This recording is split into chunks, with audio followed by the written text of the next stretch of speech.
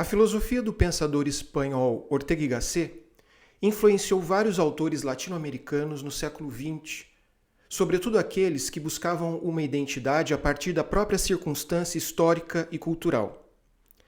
Nesse vídeo, iremos identificar e expor os principais traços dessa influência entre os pensadores denominados de patriarcas, que correspondem à geração de 1915. Nesse grupo geracional, temos 3 núcleos de pensamento que iremos apresentar. O mexicano, com Antônio Caso, José Vasconcelos e Alfonso Reyes, o argentino, com Coriolano Alberini, e o peruano, com Vítor Aya de la Torre.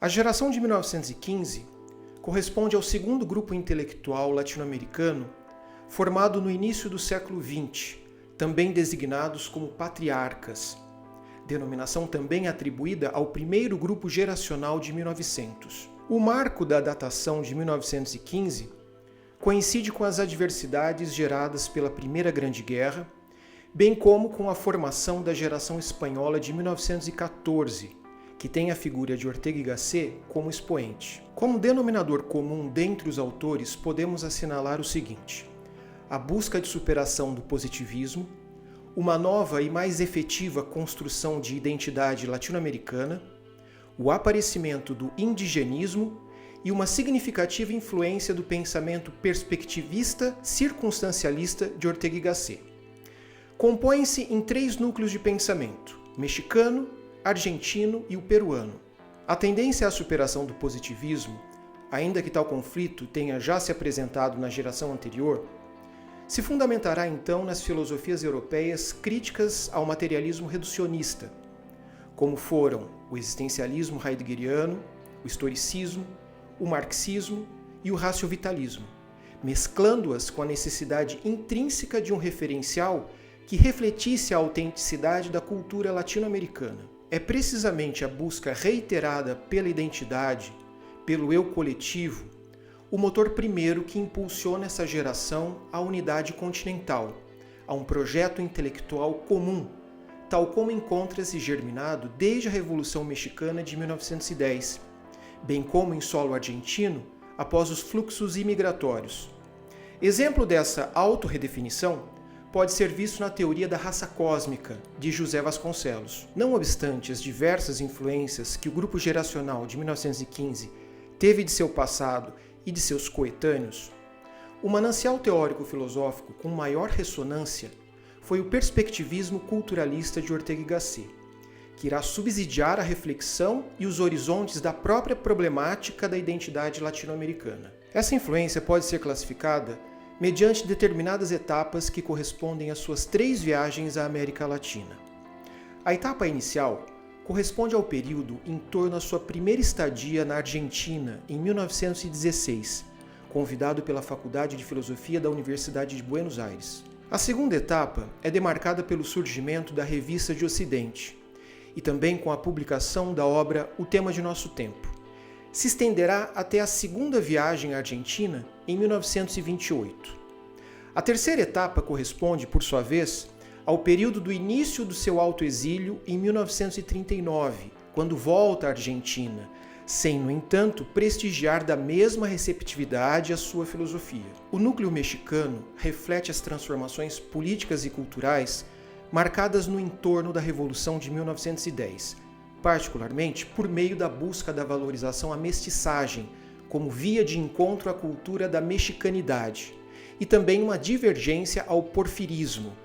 São destacados 3 autores nesse núcleo: Antônio Caso, José Vasconcelos e Alfonso Reyes. Antônio Caso desempenhou um importante papel para a formação das bases da filosofia mexicana no início do século XX, sobretudo ao propor um positivismo reexaminado e mais coerente com a justiça social. Focalizando nas consequências degradantes do totalitarismo frente à condição humana, Antônio Caso alude à filosofia dos valores e ao personalismo para posicionar-se a favor de uma leitura da liberdade humana tal como é proposto nos escritos de Max Scheler e Bergson. Em obras posteriores, como Positivismo, Neopositivismo e Fenomenologia, dirige críticas ao desenvolvimento do positivismo ideológico do Círculo de Viena, bem como para determinadas etapas das filosofias husserliana, particularmente aquelas em que se encerram na consciência pura.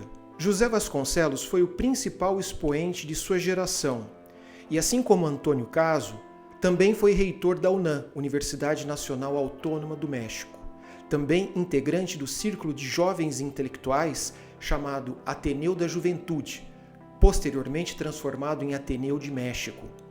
Foi responsável pela introdução das reflexões filosóficas europeias no contexto mexicano. Como político, foi responsável pela criação da Secretaria de Educação Popular. Teve destaque no período de transição a partir de 1911, com a ascensão de Francisco Madero à presidência.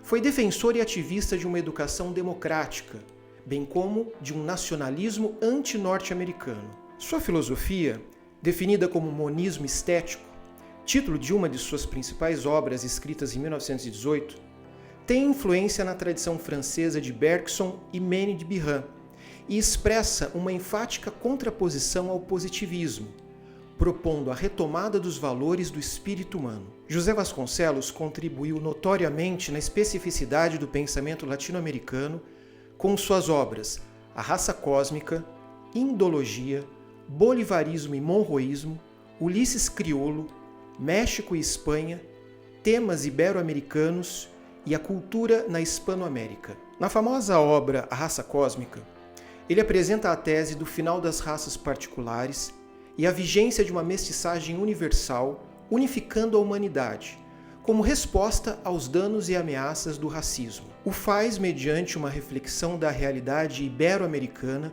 voltada para a sua circunstância, a saber, a Europa e a história universal, identificando-a como capaz de tornar possível a raça cósmica, dada sua própria situação de miscigenação. Esse assunto foi reconduzido na obra posterior, Indologia, em que apresenta os estágios da humanidade na sua direção progressiva, desde a barbárie, o período democrático, econômico, técnico e aquele que identificaria a raça cósmica, ou seja, o filosófico ou estético. As demais obras mencionadas refletem, de um modo geral, seu ideal de unidade ibero-americana de inspiração bolivarista, ou seja, a defesa da cultura espanhola em oposição ao monroísmo, com sua política estadunidense de integração pan-americana. Alfonso Reis, o terceiro membro desse núcleo mexicano, engajado ensaísta, foi secretário e professor da Escola de Altos Estudos da UNAM, que antecedeu a Faculdade de Filosofia e Letras. Foi colaborador de diversos periódicos espanhóis. Atuou como pesquisador no Centro de Estudos Históricos em Madrid, juntamente com Ramón Menéndez Pidal. Atingiu certo prestígio intelectual na capital espanhola, depois de vários anos exercendo missões diplomáticas na Europa e América Latina, período em que milita pela causa da integração ibero-americana e de sua identidade cultural. Ele regressa em definitivo ao México no exato período em que aportam os intelectuais espanhóis exilados, que foram acolhidos pela Casa de Espanha, posterior Colégio de México, aliás, instituição na qual é convidado a presidi-la. Dentre sua vasta obra encontramos aquelas cujo tema é focalizado sobre a unidade cultural hispano-americana, em particular uma reunião de textos oriundos de sua segunda participação na 7ª Conferência do Instituto de Cooperação Intelectual, ocorrida em Buenos Aires em 1936. Foram intituladas A Constelação Americana, juntamente com outras duas, Visão de Anahuac e Última Thule, nas quais discorre sobre a própria formação e utopia do homem americano. Outro núcleo que representa a chamada geração de 1915 e que teve importante influência do pensamento orteguiano foi o argentino, particularmente representado pela figura de Coriolano Alberini. Diferentemente do núcleo mexicano, este não parte de um fato histórico desencadeador, mas tem como evento marcadamente polarizador a primeira viagem de Ortega a Buenos Aires. O núcleo argentino não compartilha, como nos outros, do aspecto indigenista. Sua busca de identidade é diferenciada, dada a peculiaridade da grande incidência de imigrantes, o que resultará em um novo tipo de homem sincreticamente moldado.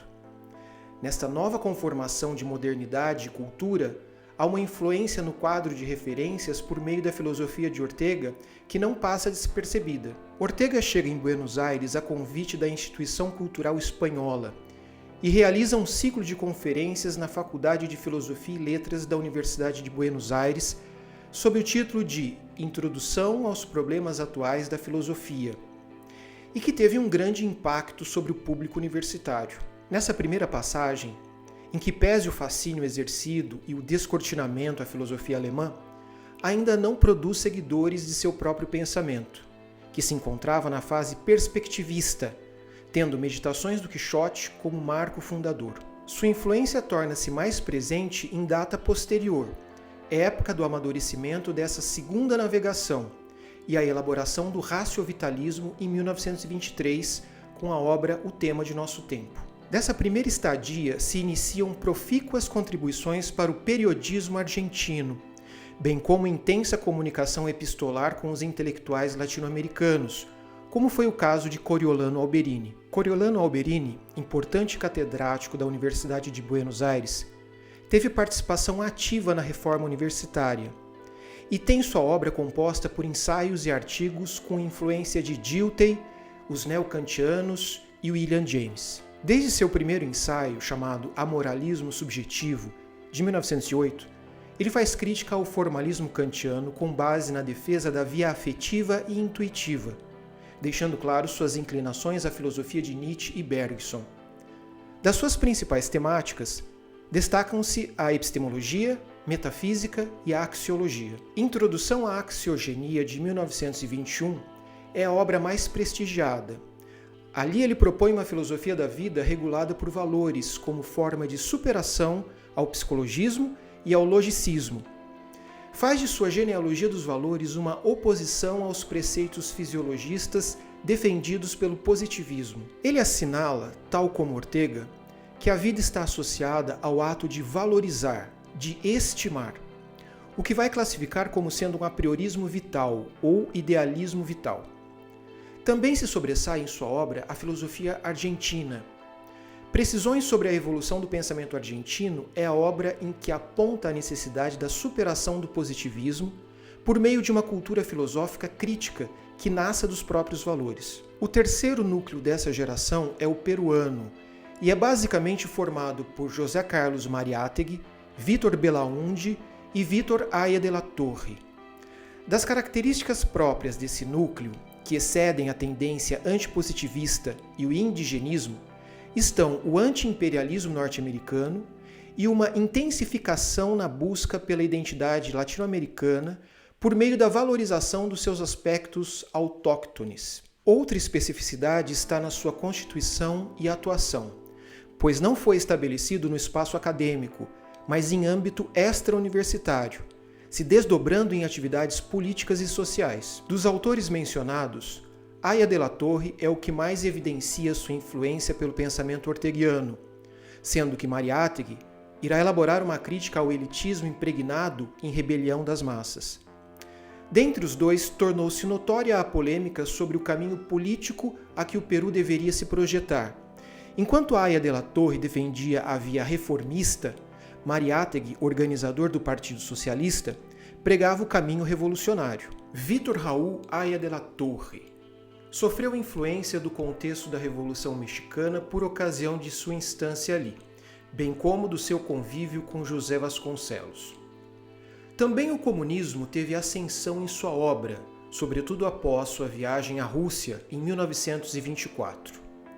Não obstante, durante seu curso na Escola de Economia de Londres e seu contato com o Partido Trabalhista inglês, ele optou pelo socialismo não revolucionário. Ele foi o fundador da APRA, Aliança Popular Revolucionária Europeia, e destacou-se como militante do anti-imperialismo. Com base na sua influência da filosofia europeia, especificamente da concepção de história hegeliana, do marxismo e do circunstancialismo orteguiano, o autor sustenta a ideia do relativismo do espaço histórico para poder compreender as etapas do capitalismo na América Latina.